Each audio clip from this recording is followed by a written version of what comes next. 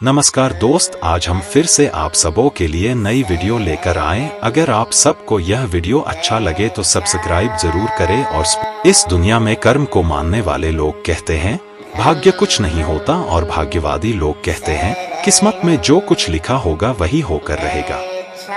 यानी इंसान कर्म और भाग्य इन दो बिंदुओं की दूरी पर घूमता रहता है और एक दिन इस जग को अलविदा कहकर चला जाता है। भाग्य और कर्म को अच्छे से समझने के लिए पुराणों में एक कहानी का उल्लेख मिलता है। एक बार देवर्षि नारद जी बैकुंठ धाम गए। वहां उन्होंने भगवान विष्णु का नमन किया।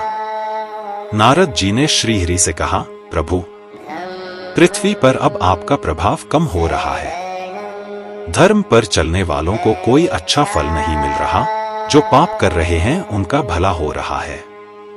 तब श्रीहरि ने कहा, ऐसा नहीं है देवर्षि, जो भी हो रहा है सब नियति के जरिए हो रहा है। नारद बोले, मैं तो देखकर आ रहा हूँ, पापियों को अच्छा फल मिल रहा है और भला करने वाले, धर्म के रास्ते पर चलने वाले लोगों को बुरा फल मिल रहा है। भगवान ने कहा, कोई ऐसी घटना बताओ। नारद ने कहा, अभी मैं एक जंगल से आ रहा हूँ। वहां एक गाय दलदल में फंसी हुई थी। कोई उसे बचाने वाला नहीं था। तभी एक चोर उधर से गुजरा। गाय को फंसा हुआ देखकर भी नहीं रुका, वह उस पर पैर रखकर दलदल लांघकर निकल गया। आगे जाकर चोर को सोने की मोहरों से भरी एक थैली मिली। थोड़ी देर बाद वहां से एक वृद्ध साधु गुजरा। उसने उस गाय को बचाने की पूरी कोशिश की। पूरे शरीर का जोर लगाकर उस गाय को बचा लिया, लेकिन मैंने देखा कि गाय को दलदल से निकालने के बाद वह साधु आगे गया तो एक गड्ढे में गिर गया। प्रभु, बताइए यह कौन सा न्याय है? नारद जी की बात सुन लेने के बाद प्रभु बोले, यह सही ही हुआ। जो चोर गाय पर पैर रखकर भाग गया था, उसकी किस्मत में तो एक खजाना था, लेकिन उसके इस पाप के कारण उसे केवल कुछ मोहरें ही मिली। वहीं उस साधु को गड्ढे में इसलिए गिरना पड़ा क्योंकि उसके भाग्य में मृत्यु लिखी थी, लेकिन गाय को बचाने के कारण उसके पुण्य बढ़ गए और उसकी मृत्यु एक छोटी सी चोट में बदल गई। इंसान के कर्म से उसका भाग्य तय होता है। इंसान को कर्म करते रहना चाहिए, क्योंकि कर्म से भाग्य बदला जा सकता है। अपने कार्य व्यवसाय में उन्नति के शिखर पर पहुंच पर अक्सर कुछ लोग अपने आप को सर्वशक्तिमान समझने की भूल कर बैठते हैं और उस ईश्वरीय शक्ति को भूल जाते हैं जिसके समक्ष मनुष्य एक तुच्छ तिनके के सिवा कुछ भी नहीं होता। ऐसा ही कुछ इस वास्तविक घटना के नायक के साथ घटा। समीर का विवाह एक साधारण परिवार के साधारण से नैन नक्श वाली सुनीता से हुआ था। समीर अपने मन में खूबसूरत पत्नी की चाह कब से पाले हुए था। इंसान के जीवन में कर्म, भाग्य और बुद्धि, इन तीनों में कौन सबसे बड़ा है, चलिए एक कहानी के माध्यम से जानते हैं। एक दिन स्वर्ग लोक में कर्म, भाग्य और बुद्धि, यह तीनों चर्चा कर रहे थे कौन सबसे बड़ा है। कुछ दिन बीत गए, लेकिन फिर भी यह तीनों इस बात का निर्णय नहीं कर पाए कि कौन बड़ा है। एक दिन नारद मुनि पास से गुजर रहे थे तो उन्होंने देखा कर्म, भाग्य और बुद्धि आपस में किसी बात को लेकर झगड़ रहे हैं।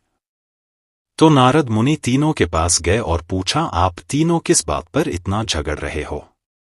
तब कर्म, भाग्य और बुद्धि ने बोला, है नारद मुनि, अब आप ही विचार कीजिए कि हम तीनों में से कौन महान है। नारद मुनि हंसते हुए कहा, ठीक है, लेकिन इसके लिए आप तीनों को पृथ्वी लोक में जाना होगा और एक सप्ताह तक साधारण इंसान के साथ रहना होगा।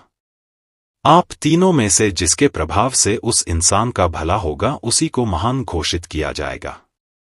यह सुनकर तीनों पृथ्वी लोक में जाने के लिए राजी हो गए। जब तीनों पृथ्वी लोक में आए तो उन्होंने जंगल में एक गरीब इंसान को पेड़ काटते हुए देखा। उन तीनों को लगा यही सही इंसान है जिसके शरीर में प्रवेश कर हम अपनी महानता सिद्ध कर सकते हैं। कर्म, भाग्य और बुद्धि आपस में बातें करके यह निर्णय लिया कि वे एक सप्ताह करके इस इंसान के शरीर में रहेंगे और जिसके प्रभाव से इस इंसान का भला होगा उसे ही महान माना जाएगा। कर्म बोला, सबसे पहले मैं जाऊंगा और उस इंसान का भला करूंगा। कर्म उस इंसान में प्रवेश करते ही उसका कर्म क्षमता दुगना हो गया और वो प्रतिदिन जितना लकड़ी काटता था उससे ज्यादा काटने लगा। यह देखकर वह इंसान बहुत खुश हुआ। पहले से ज्यादा लकड़ी तो वह काट लेता था, लेकिन वह उतना ही लकड़ी बाजार ले जाकर बेच पाता था जितना कि वह पहले बेचता था, क्योंकि ज्यादा लकड़ी ले जाने के लिए उसके पास कोई सामान नहीं था। इसी तरह 7 दिन तक उसमें ज्यादा लकड़ी तो काट लिया, लेकिन उन सबको बेच नहीं पाया और उसकी हालत में कोई सुधार नहीं आया। 7 दिन बाद कर्म उसके शरीर से बाहर आ गया और निराश होकर स्वर्ग चला गया। यह देखकर भाग्य बोला, कर्म तो उसको धनवान नहीं बना सका, अब मैं उसको धनवान बनाऊंगा। यह कहकर भाग्य उस गरीब इंसान के शरीर में प्रवेश कर गया। भाग्य के शरीर में प्रवेश करने के कुछ देर बाद जंगल में उस गरीब इंसान को बहुत सारा धन मिला। उस धन को पाकर वह खुशी से झूमने लगा। धन को कैसे संभाल कर रखते हैं और कैसे सही जगह पर उपयोग करते हैं, इसका ज्ञान उसको नहीं था और उसने सारा धन खर्च कर दिया। 7 दिन बाद भाग्य भी उसका साथ छोड़ दिया और निराश होकर स्वर्ग चला गया। बुद्धि ने भाग्य से कहा, देखना मैं कैसे इसको धनवान बनाता हूं। बुद्धि उस इंसान के मस्तिष्क में प्रवेश करते ही उसको को ज्ञान की प्राप्ति हुई। उसने अपनी कुल्हाड़ी की धार तेज की और जंगल चला गया लकड़ी काटने। आज उसने पिछले दिन से कुछ ज्यादा लकड़ी काटी और सारे लकड़ी को एक रस्सी से बांधकर खींचते हुए बाजार ले गया। उसने पहले से आज थोड़ा ज्यादा पैसा कमाया और उस पैसे से उसने और एक कुल्हाड़ी खरीद ली। अब उसके पास 2-2 कुल्हाड़ी थे और जब लकड़ी काटते काटते एक कुल्हाड़ी का धार खत्म हो जाता था तो वह दूसरी कुल्हाड़ी के इस्तेमाल करके लकड़ी काटता। इससे वह पहले से बहुत ज्यादा लकड़ी काट पाता था। इन सब लकड़ियों को बेचकर वह पहले से ज्यादा पैसे कमाने लगा। अब उसके पास उस पैसे को सही जगह खर्च करने का ज्ञान था।